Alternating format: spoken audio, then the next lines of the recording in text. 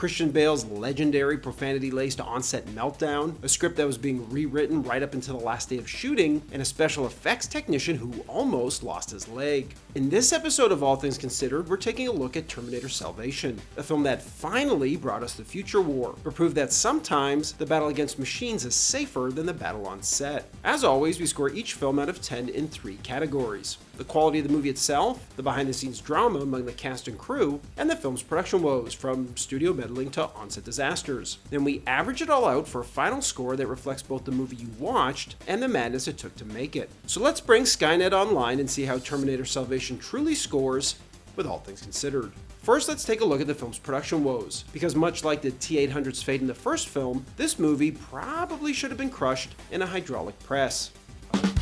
It all started with the rights to the franchise, which were about as stable as a Skynet timeline. After Terminator 3, the rights were essentially held hostage in a bankruptcy sale, until they were bought by the Halcyon Company, a production outfit run by 2 guys who had almost zero experience in big-budget filmmaking. Basically, they bought the rights to one of the biggest sci-fi IPs in history, not because they had another story to tell, but because they wanted to exploit the IP. You know, sequels, spin-offs, TV shows, video games, lunchboxes, basically everything short of Spaceballs the Flamethrower. With the rights secured, they needed a director, and they chose McG. Yes, the guy whose name sounds like a McDonald's menu item, and whose aesthetic is bright colors, pop music, and Cameron Diaz dancing in Spider-Man underwear.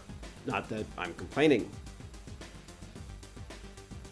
Naturally, when fans heard that the guy who directed Charlie's Angels was tackling the gritty, post-apocalyptic war against the machines, the internet reacted calmly and rationally. Just kidding, they obviously lost their minds. McG, to his credit, was a massive fan of the franchise, and desperately wanted the credibility that came with it. He even went to kiss the ring of franchise creator James Cameron, personally asking for a public endorsement. Cameron promised nothing, but told him to send him the script, which McG would never do. But what he did do is tell the press that he had Cameron's blessing. When Cameron found out, he immediately went public to pop that balloon, clarifying that there was absolutely no blessing involved, brutally noting that for all he knew, the film could be either brilliant or could be a big steaming pile of shit.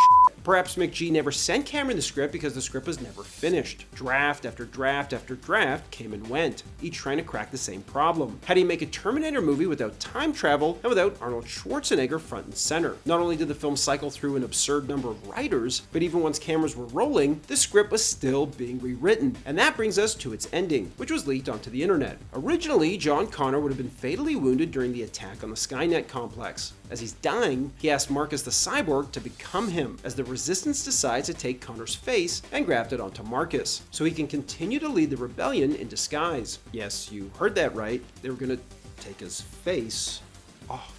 The internet naturally went nuclear at the idea of a Terminator wearing John Connor like a meat suit, forcing the filmmakers to scramble and frantically rewrite the finale to the generic heart transplant sacrifice we ended up with, proving that sometimes listening to angry nerds on message boards is actually a pretty sound business strategy. On the production woe scale, Terminator Salvation earns a 7.9 out of 10. It was a sequel driven more by monetization than creative vision, and that showed in the script being rewritten during lunch breaks and a director fighting for credibility he never got, resulting in a deeply compromised production. Now let's talk about what you've all been waiting for, the behind-the-scenes drama, because Terminator Salvation gave us something special. He gave us the gold standard of on-set meltdowns, a rant so legendary it practically deserves its own star on the Walk of Fame. I'm of course talking about Christian Bale absolutely losing his mind. But to understand the explosion, you first have to understand the trigger. The film's cinematographer, Shane Hurlbut, apparently had a reputation as a light tweaker, which basically means he liked to adjust his lights during takes. That might sound minor to outsiders, but on a professional set, especially during a take, that's a massive no-no. And the reason is because it's incredibly distracting for the actors. Just imagine you're in the middle of an emotional scene, and you're trying to cry, but in the corner of your eye, you see the cinematographer fiddling with one of the lights, pulling you right out of the moment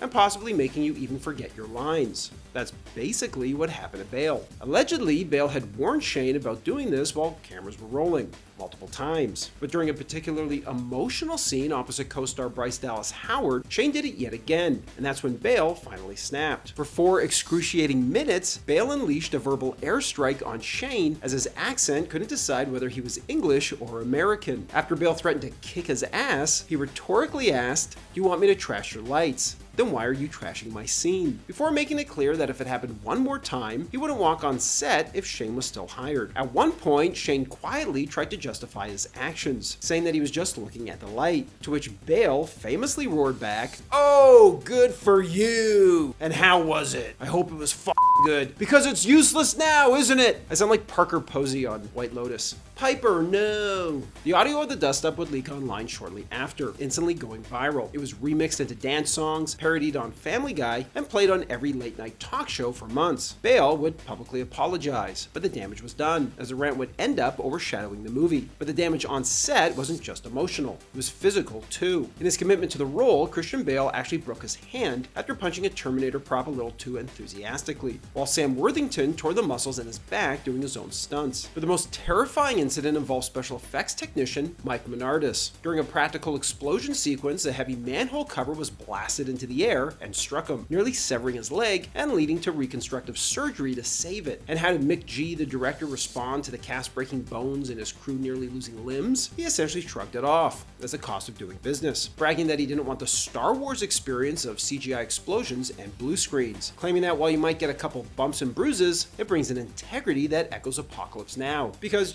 nothing screams cinematic integrity quite like almost amputating a crew member's leg for a movie that currently holds a 33% on Rotten Tomatoes.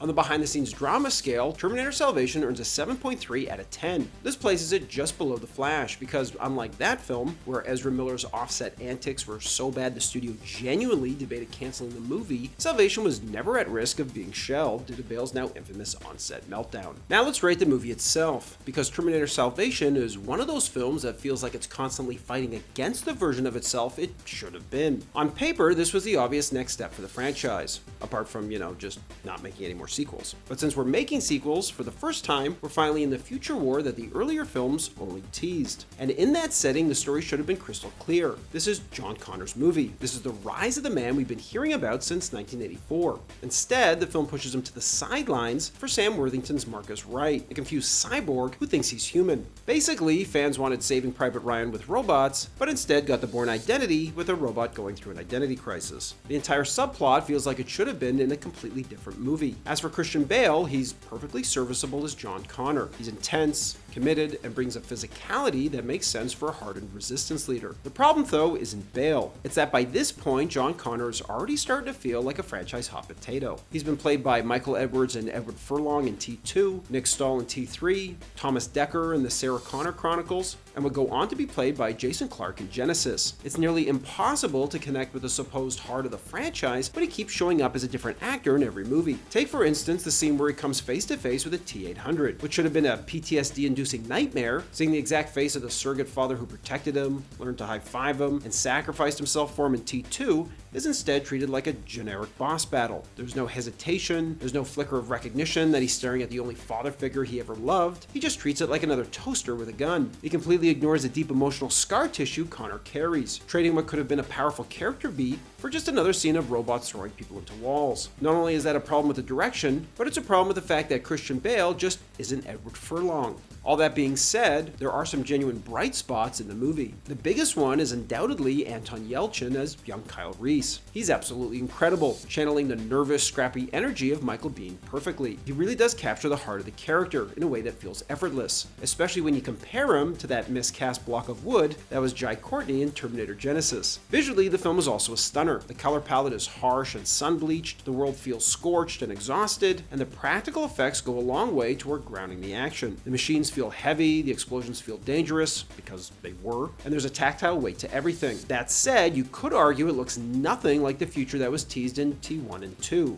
Like, where the hell are the lasers? When Cameron would finally see the film, he would say that he thought it was fine. Not bad or embarrassing or anything, but that it was missing a certain je ne sais quoi to elevate it and reinvent it. And I have to agree with him. The film's fine and it ain't bad, it's just kind of forgettable, which is a shame because there was so much potential there. On the film quality scale, Terminator Salvation earns a 6.9 out of 10. It's not a disaster, but it's not the future war epic it should have been either. So where does that leave us? When you factor in a script that was being rewritten up into the last day of shooting, a viral meltdown that became part of pop culture history, and a production so dangerous and nearly cost a crew member their leg, all things considered, Terminator Salvation rises to a 7.4 out of 10. It's a decent, watchable mess of a movie. Alright, that's my score, but what about you guys? Let me know in the comments below what score you'd give Terminator Salvation, all things considered. Thanks for watching, everybody, and don't forget to like and subscribe for more of Hollywood's untold stories and behind-the-scenes drama.